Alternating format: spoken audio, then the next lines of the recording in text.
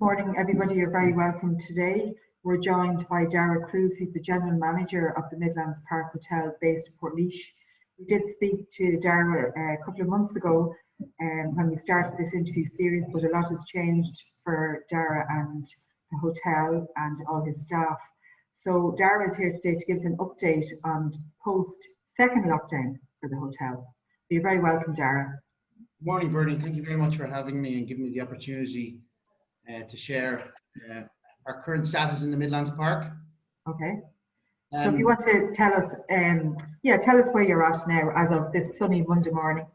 Yeah, we reopened this day last week, and I was very encouraged by the business levels that we did enjoy last week.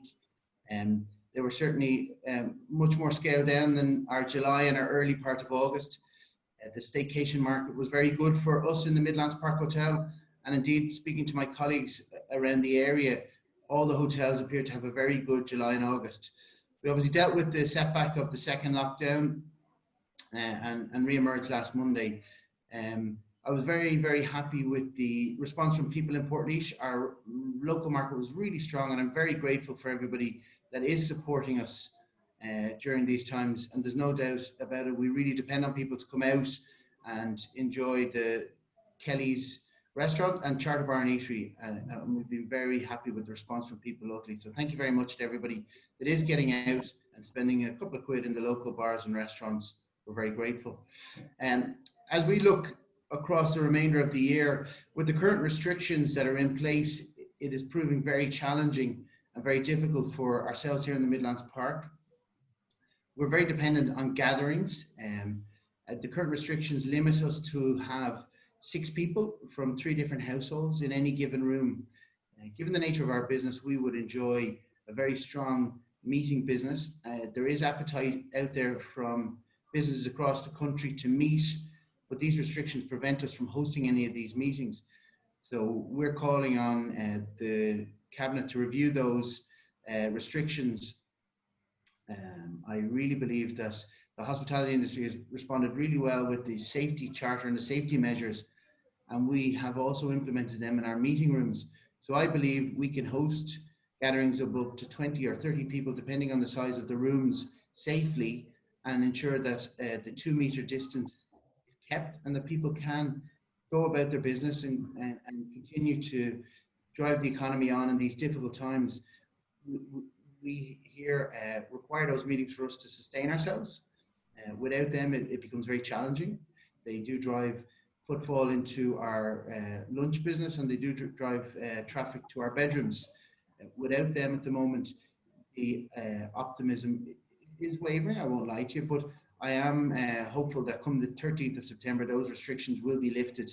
I know Chambers Ireland and I know the Irish Hotel Federation are lobbying very hard, as is Fulch Ireland, to discuss the impact of these current restrictions. Whilst I believe it's important we keep everybody safe and healthy, however, I do believe it is the wrong guidance to prevent business meetings happening for more than 6 people. And you have such large rooms in your hotel, you could very safely socially distance, as you say, 30, 40 people. And I know there is a huge appetite for people to have meetings, possibly in the hybrid format. I know even the Chamber is missing. The hotel has not been open to facilitate small meetings, because we have to live with this virus for the next whatever, nobody really knows, and we have to just learn how to adapt, but we still need human interaction. I think people are craving it. I agree with you, and from a social perspective, you see it, people are enjoying getting out. People are very respectful of the guidelines that are in place. My experience here in Portlaoise and in the Midlands have been very positive. People are wearing their masks now when they come into the hotel. People are respectful of the guidelines. People are sanitizing. People are keeping their distance. I think people want to keep each other safe, and I've no doubt we'll always have rogue operators and we'll always have isolated incidents. They get a lot of news headlines, but the vast majority of people are adhering to the safety guidelines. Speaking to my friends over the weekend, the running joke is when you forget your mask going into the supermarket, how quickly you run back into the car to get it. So we all respect each other's health, and we respect the guidelines. Yeah. I believe that the gatherings are understandable because from what I understand is the pandemic is in people's homes. So they're trying to prevent gatherings in people's homes. Yeah. But the unintended consequence of that um, measure is that businesses like ourselves, like our colleagues in Portlaoise, who have small, dedicated meeting rooms, are unable to provide a service. And as you rightly said, the demand is there. Our phones are ringing for companies looking to book training, looking to get on with their day-to-day lives, to try and live alongside the virus, as you said. Unfortunately, at the moment, we're unable to accommodate that. And people in hospitality aren't comfortable saying no. We obviously want the commercial aspect. Yeah. Yeah. To look after people as well.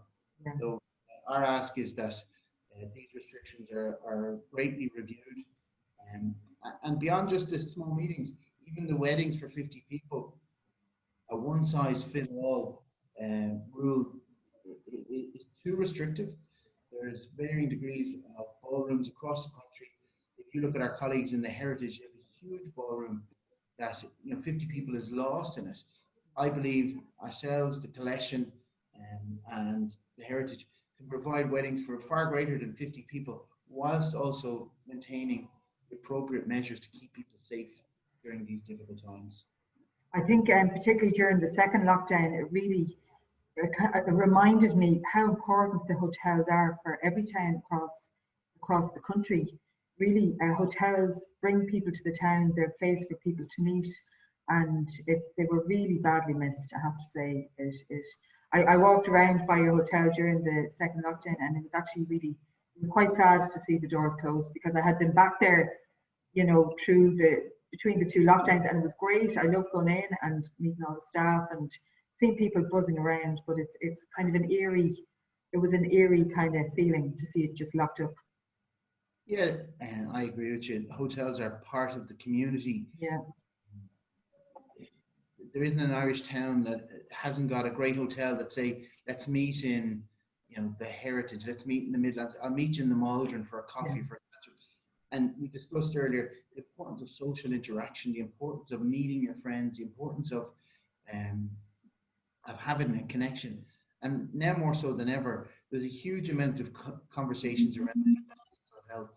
And we had a meeting last Friday with our managers to that their positions are safe, that we are not looking at redundancies, we're not looking at making people lose their jobs, that we're adamant that we're in that position. We're in a very fortunate position here in the hotel that we're owner operator. So the people that own this hotel are very close to the heartbeat of the hotel, which is the people.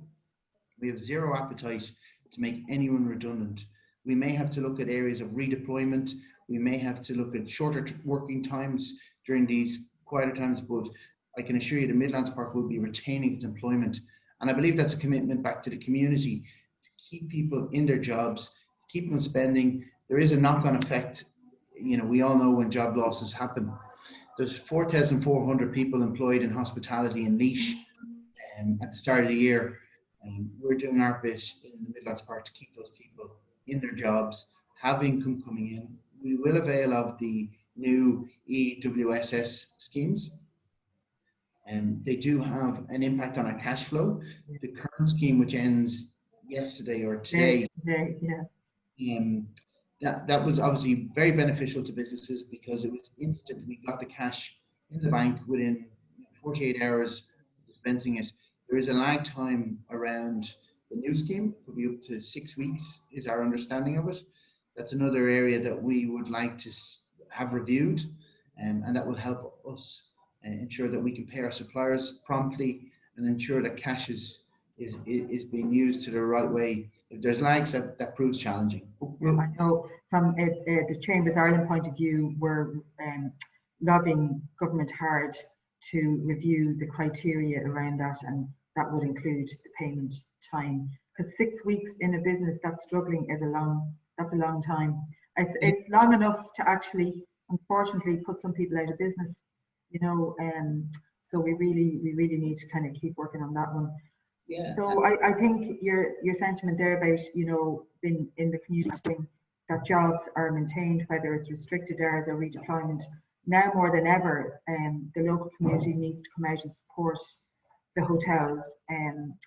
You're always very generous when it comes to any fundraiser. I know we're having an event this week and you kindly have given us a prize, and you never say no. And I'm sure people are knocking on your doors constantly, and you never say no. So now is the time for the people, the local people, to pay back and support the hotels. Yeah, and you talk about support and the importance of local community. We had a lovely story over the weekend where one of our regulars is unwell at the moment, and their family reached out and asked us, could we provide a Kelly's meal to their home? We obviously did that service during the lockdown, and we were only too delighted to prepare a full meal and have them come and collect it. I think that brought a bit of joy to them in the time for them. So those personal stories are, across the country at the moment. We're hearing about them all the time. Well, look, Dara, it was great to hear. There's optimism, and we have to remain optimistic, particularly as we head into the unknown of the next few months. But I think your energy and your staff commitment and determination will ensure the survival and the recovery of the Midlands Park. Thank you very much. Thank you, Bernie. You're very good. Appreciate your time. Okay, talk soon. Thank you.